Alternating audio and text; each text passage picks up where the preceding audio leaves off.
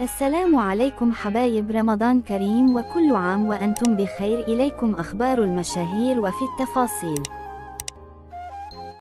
اللاعب العراقي المحترف ريبين سولاقة هو لاعب كرة قدم عراقي يلعب بمركز قلب الدفاع. ولد في يوم 12 من أبريل 1992 في عنكاوى بمحافظة أربيل. يبلغ من العمر 31 عاما في العراق. يلعب حاليا مع نادي سول في الدوري الكوري الجنوبي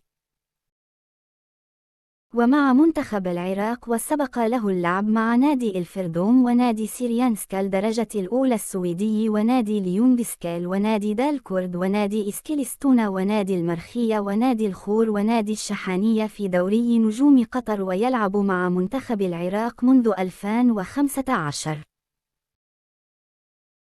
يمتلك جنسيتان العراقي والسويدي، وهو مسيحي الديانة من القومية الكردية، متزوج ولديه أطفال. أقرب أصدقائه في المنتخب الوطني العراقي هم أمير العماري وميرخاس دوسكي. ريبين سولاقة قدم الكثير للمنتخب العراقي وعبر عن سعادته لأكثر من مرة لتمثيله للعراق.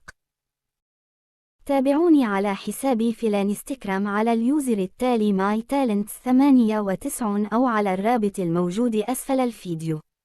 إن أعجبكم الفيديو لا تنسون اللايك والاشتراك في القناة وتفعيل زر الجرس ليصلكم المزيد.